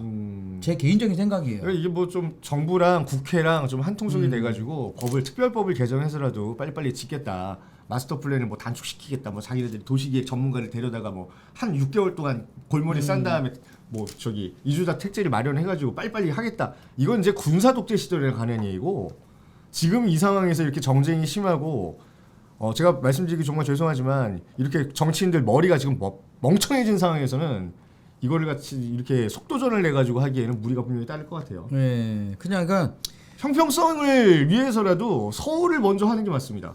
그죠. 서울의 인구 분산을 위해서 신도시를 나중에 대체 부지로 만들어가지고 지금 운영을 하고 있는 건데 서울 안쪽이 아직까지 정비가 안 됐다는 것도 웃기는 일이거든요. 네. 서울 안쪽을 정비를 하기 위해서 일기 신도시를 갖다가 활용을 할 방법을 찾아야 되는 거지. 지금 서울도 썩어가고 있는데 일기 신도시부터 뭘 리모델링하고 거기 이주를 하면 어디로 보내라고 하는 거예요 지금. 근데 뭐 지자체가 틀리니까 네. 뭐 알아서들 하시지만 하셔야 되는데. 희룡 형한테는 머리가 아프겠죠. 이거 서울 편들기도 뭐하고. 그러니까 이게 비전문가가 이게 국회 국토부 장관이 되면 이렇게 문제가 생기는 거라니까요 항상. 하여튼 안타까운 현실이야 이게. 이게 현실입니다 현실. 네, 현실이에요. 그래서 아마 아우성은 치고 있지 또 난리지. 그렇게 얘기해 주시네요. 네, 그 와중에 이제 아파트 재건축을 건드리는 게 아니라 이건 아니, 네. 오세훈 시장 같은 경우는 네. 오세훈 시장 같은 경우는 이제 저층 주거지에 대한 고층 고밀 개발을 갖다가 계속해서 얘기를 하고 있잖아요. 아파트 재건축하면은 단지가 정해져 있다 그랬잖아요. 시가도 정해져 있고 그쪽 시장을 건드리면은 후폭풍이 엄청납니다. 뭐 한 단지를 건드리는데 막 2,000세대가 막 나가요. 네. 그러면 주변 2,000세대 쪽으로 전세가 막 몰리기 시작하면서 전세가 폭등을 불러일으키고 막 이질을 하는데 이 저층 주거지는 이 구체화된 데이터가 없어요. 데이터가 없으니까 다세대 가격 변동을 갖다가 무슨 이게 심각한 상황이냐고 떠드는 언론도 없고 다세대 주택에 대한 전세가가 폭등을 해가지고 뭐 주변으로 이주자가 몰려 들어가가지고 난리가 났다 이런 뉴스가 나올 것도 없어. 그걸 갖다가 거꾸로 얘기해 주는 게 깡통전세 얘기하면서 이제 보증금 불안하니까는 조심해라 이런 얘기밖에 못하는 건데 이걸 어떻게 막습니까 이제. 합정동도 모아타운. 노후도 안 맞아가지고 이때까지 반려당했던 거잖아요. 네. 이런 동도 신속통합계획 떨어지고 나서 모아타운. 반포 1동도 모아타운. 양재동도 모아타운. 뭐 자기네들끼리 정해놨더라고. 그러니까 지네끼리 그림 다 그려놓고 동에서 먹고 있잖아. 아니 계속 이 상황에서 아파트 가격 떨어진다고 백날 떠들면 뭐하냐고. 모아타운. 근데 이런 지역들은 사실 우리가 주목할 만한 지역이기 때문에 여기 뉴스에 입지적으로 나오는 뭐 거잖아. 여기는 뭐 버릴 수가 없잖아요. 근데 이 지역 외에도 지금 모아타운 준비하는 한 100군데 되는 것 100군데 같아요. 돼요. 진짜 100군데 되는 것 같아요. 이게 빨리 끝나야 돼 사실은. 이게 빨리 이제 모아타운도 어느 정도 됐으니까 50개인가 해주기로 했잖아요. 네. 50개인가요? 올해까지 이제 50개죠? 아니야. 125개인가 해준다고 했지. 125개인데 올해 21군데 미리 지정이 됐고 맞아, 이제 25 하반기에 또 25군데 또 맞아요. 한다 그랬어요. 125군데 네. 전체 125군데를 빨리 진행해줘야 돼. 그리고 나머지 안 된 애들은 너는 다음 생에 이렇게 빨리 해줘야지만 이게 되는 거지. 안 그러면 지금 합정동 같은 경우도 이거 원래는 재개발이 안 되는 지역이죠. 안 되는 지역이죠. 노후도가 안 맞아요. 30년 이상 건축물의 67%가 안 넘습니다. 근데 이거 이제 한다고 이제 구역 또 잘랐어요. 또 이렇게 자기네들 여기 맞는 밑에 대로. 그림 있더라고요. 아 그러니까 그래요? 이렇게. 이렇게 됐네. 이게 원래 합정역 8번 출구 앞으로 나와가지고 그렇죠. 들어가는 거잖아요. 여기 네. 밑으로 조금만 내려보면 나오잖아. 여기가 안 나오네. 우리가 지난번에 저희가 얘기했던 요 동네 아니에요? 여기잖아요, 여기. 여기죠 여기. 요 동네, 요 블록. 여기 가로주택. 네, 여기 가로주택 정비 사업을 해가지고 따로따로 지금 따로따로 들어가는 건데 들어간다고. 아마 여기도 모아타운 들어가겠죠. 여기 벌써 조합들이 형성돼 있고 시공사까지도 막 돼 있는 네. 상황인데 여기 뒤에는 이거 사실은 여기 이거 되면 이 망원동도 다 해줘야 돼요. 하여튼 뭐 이 지역 일대가 뭐 좋고 나쁜 걸 떠나서 이런 다세대 빌라 주택도 아파트 재건축하는 것처럼 재개발로 진행을 하기 위해서 이 모아타운 신속통합 민간 재개발 이제 앞으로 네. 공모 들어가는 것들. 그러니까 이게 건물 노후도가 69.19라고 하는데 이게 20년 연안에 57%를 넘는 쪽으로 모아타운이 개정이 되다 보니까 네. 이걸 가지고 이제 비비는 거거든요. 그러니까 원래 이거 앞에까지 다였었어요. 다였어요. 근데 여기 지금 역세권 개발로 푸르조가 들어가 그렇죠. 있잖아. 이렇게 들어가 있는 건데. 그러니까 뭐 잠잠해질만 하면은 또 모아타운 얘기 나오면서 또 다세대 시장 또 들쑤셔놓고 들쑤신다기보다는 오세훈 시장 입장에서는 이렇게라도 해서 공급을 계속해서 진행을 해야 돼요. 근데 아파트 재건축한다 그러면 그 대단지 아파트 수용할 만한 추가 인프라가 없는데 이게 만만한 게 이 저기 중산층 미만의 서민들이라고 이런데 재개발 해가지고 여기 다 때려 부술 거잖아요. 어차피 빨리 진행한다 그러면 이 세입자들은 저기 여기 모자라면은 저기 성산동으로 가면 되고 성산동에 또 전세가 올랐다 그러면 뭐 고양시 쪽으로 빠져도 되고 우습게 생각하는 거라니까. 오히려 사실 거꾸로 이분들이 더 힘든 거고. 더 힘든 거예요 이 사람들이. 왜냐면 돈이 없다 보니까. 아파트 사는 사람들은 갈 데가 없는 거야, 아파트 사는 사람들은 그나마 뭐 소득이라도 좀 있고 애들 학원 가라도 보내려고 아파트 자체는 낡았지만 인프라를 찾아서 움직이는 사람들이라고 하면 이런 분들 같은 경우는 진짜로 들어가 살 데가 없어가지고 동네 인프라도 아예 안 좋고 막 진짜 위험하잖아요. 골목길 같은데 애들 막 왔다 갔다 하고 막 이런 동네인데 이런 동네를 빨리빨리 정비를 하면서 아파트 공급하는 건 좋긴 하지만 이런 사람들이 더 걱정이 나 맨날. 근데 이게 서울시에서는요, 이 모아타운을 꼭 해야 되는 이유가 있습니다. 뭡니까? 그거는 제가 이제 격이 다른 갭투자에서 말씀을 드려야죠. 근데 여기서는 이제 얘기 나왔던 게 뭐냐면 이 반지하 비율 가지고 또 얘기를 하더라고요. 원래 반지하는 신속통합 민간 재개발에만 네. 포함되는 거였었거든요. 네. 근데 제가 그 아마 유튜브 촬영하고 보게 되면 분명히 모아타운이라든지 다 적용이 되죠. 역세권 개발이라든지 다 포함이 될 거다라고 제가 얘기를 했는데 바로 이렇게 나오는 내용이 이런 거거든요. 그래서 이거 D2 블럭 통합해가지고 모아타운으로 신청을 하겠다. 근데 이 사진은요, 이건 제가 이거 단언코 얘기하는데 이거는 대청말이 아닙니다. 이런 동네는 이런 집이 없습니다. 반지하가 없잖아요. 없습니다. 여기는. 침수 지역이고 워낙에. 그리고 여기 앞에가 상업지가 많거든요. 상업지죠. 다산까지. 병원이 있어가지고 앞에 약국 나래빌이 있고요. 빌딩이 쫙 있죠. 이렇게. 제가 여기서 옛날에 그 많이 놀았었거든요. 여기 고등학생한테 술도 팔고 막 그랬죠.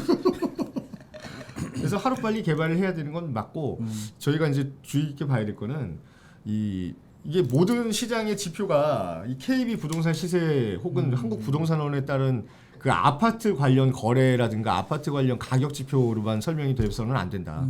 우선은 이게 모든 주택의 형태가 아파트만 있는 건 아니잖아요. 이 서울 안쪽에 있는 땅이라든가 서울 안쪽에 있는 주거시설, 서울 안쪽에 있는 상업시설 이런 쪽들이 전부 다 우리 삶하고 다 묶여 있는 건데 아파트만 가지고 얘기하는 거예요 계속. 그러니까 아파트를 규제를 하잖아요. 우리가 서울 규제했을 때 풍선 효과가 경기도로 퍼졌던 것처럼, 그렇죠? 규제 지역을 넓히면 넓힐수록 비규제 지역 쪽으로 자금 쏠리고 이랬던 것처럼 서울도 아파트 거래를 이렇게 틀어 막아놨을 때는 어딘가에선가 지금 시장이 따로 반응을 하고 있단 말은 네. 그거를 아셔야 되는 거예요.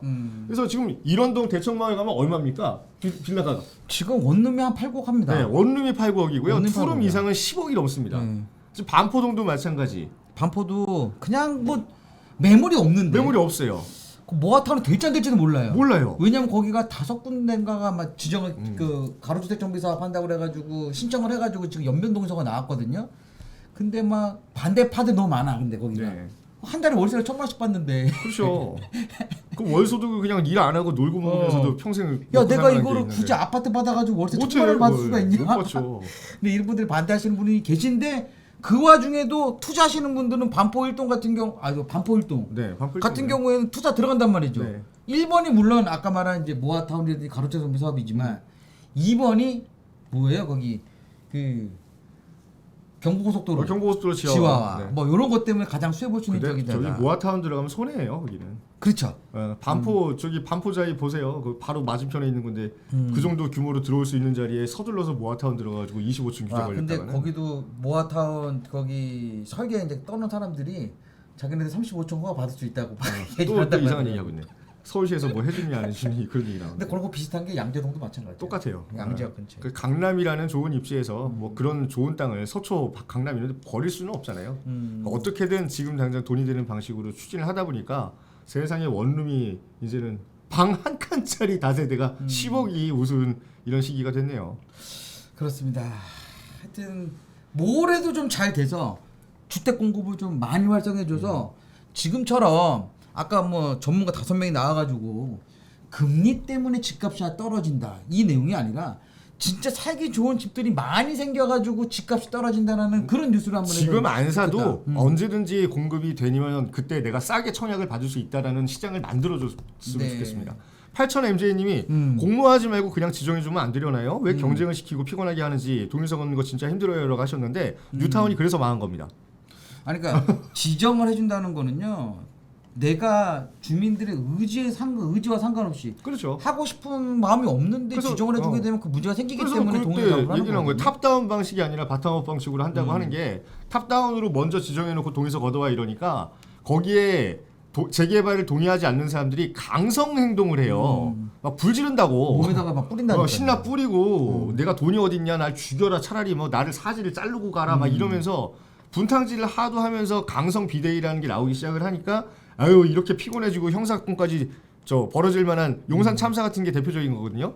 그런 거 하느니 차라리 이거 시장이 바뀌고 나면은 맨날 그거 백지화 시켜버리고 이런 문제가 생기더라 이거죠. 그러니까 동의를 먼저 동의서를 걷어와서 너희가 하겠다라는 의지를 구청이라든가 시에다가 먼저 공표를 해주면 의지를 보여달라는 그렇죠. 거지. 의지를 보여주면은 우리가 검토 후에 문제가 안 생길 것 같으면은 지정을 해주겠다 이런 방식으로 간 겁니다. 그리고 이걸 잘 아셔야 돼요. 공무원이 그렇게 많지 않습니다. 네, 그렇게 많지 않아요. 이거 담당자가 생겨서 지금 각 구에서 재개발할 수 있는 거 그죠? 일반 우리 민간 재개발, 네. 뭐 역세권, 모아타운, 그다음에 뭐 신속통합, 또 뭐 있어요? 뭐 공공재개발, 공공주도복합 이거를 관리할 수 있는 직원이 그렇게 많지가 않아요. 행정력이 딸려요. 네, 그렇기 때문에 지정해주고 뭐 이럴 수 없어. 그냥 진짜 어쩔 수 없이 페이퍼로라도 될 수 있는 지역만 먼저 우선적으로 해주는 맞아요. 거예요. 어쩔 수 없이 해줘야 되는 것들. 그 외부 저기 어떤 업체를 선정해 가지고 연구 용역이라는 걸 하거든요. 재개발 타당성 연구 용역이라는 걸 하는데 그게 구청에서 들어가는 비용이 억대가 넘고요. 네. 우선은 연구 용역에 들어가는 시간만 1년에서 2년 정도 2년 걸립니다. 보면 2년 걸려요. 최장. 그러니까 이걸 갖다가 탑다운 방식으로 지정해 주려면 그동안에 환경이 바뀌는 걸 억제를 해야 되기 때문에 토지거래 허가를 먼저 개별 건축행위 맞아요. 불가를 이제 신청을 해야 되고 막 복잡하니까. 그래서 신속통합 민간재개발도 구역 지정 5년 걸리는 거를 3년 줄여서 그렇죠. 2년 해주겠다는 게 뭐냐? 2년이 최대한 빨리 한 거예요. 최대한 빨리 연구 용역 통과할 수 있는 시간입니다. 그 일할 수 있는 사람이 별로 되지가 없습니다. 않아요. 네. 이게 뭐 하루아침에 되는 건 아니다. 이렇게 어렵습니다. 생각하시면 그렇게 돼요. 재개발이. 그래도 안티 파르스타님께서 얘기했는 재건축은 지진이 와서 대참사가 나야 진행이 되겠구나. 그 전에는 진행될 것 같습니다. 지진이 뭐 그렇게 쉽게 나는 건 아니에요. 그래요. 요즘에 그 포항이 또 생각나네요. 예전에 그 지진 때문에 그죠? 네. 문제가 좀 있었는데 요번에 또 수해 때문에 아유. 하기 포항 같은 경우가 지진이 있고 나서 한 5년 동안 진짜 힘들었어요. 부동산 거래도 안 되고 안 되죠, 분양도 안 그러니까. 되고 막 이랬었던 상황이었는데 불안한데. 지금 또 수해 때문에 포항 같은 경우에는 이 부동산 시장에도 참 이게 좀 안 좋은 그늘이 좀 생겼다. 근데 빨리 좀 복구 좀 됐으면 좋겠습니다. 제가 오늘 너무 늦게까지 했네요, 진짜. 1시 20분이네요. 아까 전에 심사님 저 화장실 다녀오셨는데 저는 지금 화장실 가고 싶겠습니다. 그래요. 이효정 소장이 화장실 가고 싶다고 하니까 더 늦게 끝내야겠네요. 잠시만요. 자, 오늘 늦게까지 시청해주셔서 너무너무 감사합니다. 이게 시간이 좀 길어졌는데 그래도 내용 자체가 뭐 재미있고 유익하셨다고 하면 좋아요, 구독 좀 부탁드리면서 저희는 내일 모레 찾아뵙는 걸로 하겠습니다. 오늘 쉬었던 민병철 의원의 5분 브리핑은 10분 브리핑. 10분 브리핑으로 목요일날 찾아뵙겠습니다. 감사합니다.